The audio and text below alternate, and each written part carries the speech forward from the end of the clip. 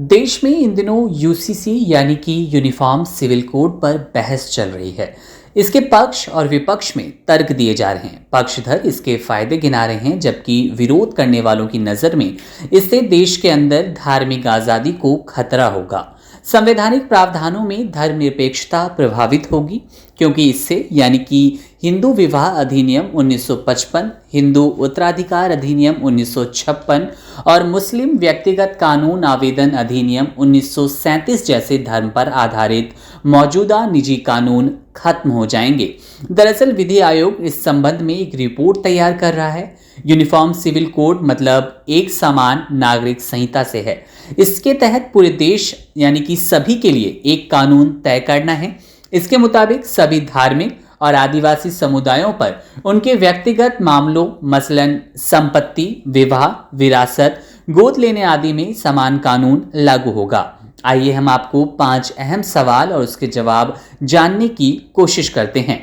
UCC के बारे में संविधान क्या कहता है?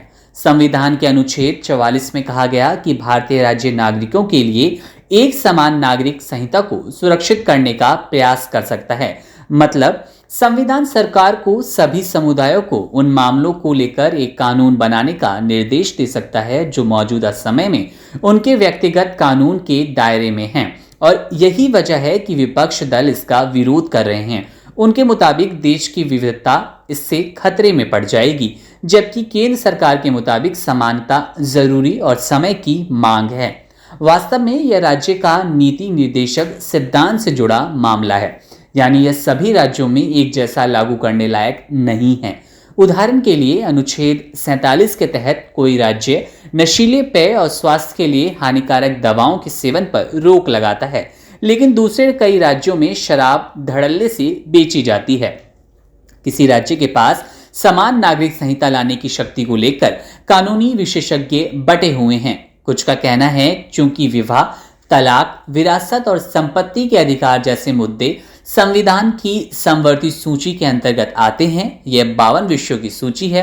केंद्र और राज्य दोनों कानून बना सकते हैं और राज्य सरकारों के पास इसे लागू करने की शक्ति है। क्या यूसीसी केवल इस्लाम के खिलाफ है? इसका जवाब है नहीं, क्योंकि जब यूसीसी लागू होगा तो सभी धर्म जाति के लिए लागू होगा। इसके तहत मुस्लिम व्यक्तिगत कानून आवेदन अधिनियम ही नहीं, बल्कि हिंदू विवाह अधिनियम, हिंदू उत्तराधिकार अधिनियम भी खत्म हो जाएंगे।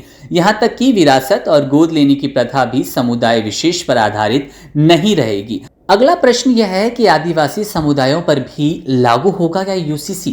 प्रावधान के मुताबिक ऐसा ही माना गया है। राष्ट्रीय स्तर यूसीसी के लागू होने पर सभी इसकी जद में आएंगे। उनके भी विवाह विच्छेद या फिर संपत्ति को लेकर निजी कानून निरस्त हो जाएंगे।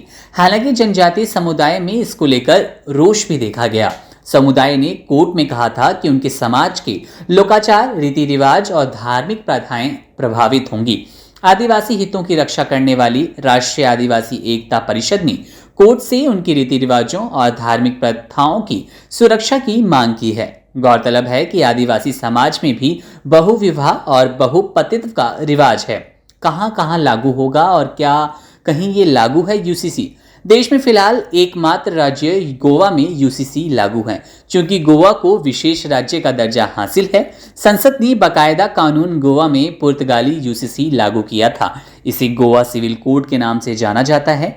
हिंदू, मुस्लिम और ईसाई सबके लिए एक समान कानून लागू है, जिसमें शादी, उत्तराधिकार से लेकर गोद लेने तक की प्रथा शामिल है।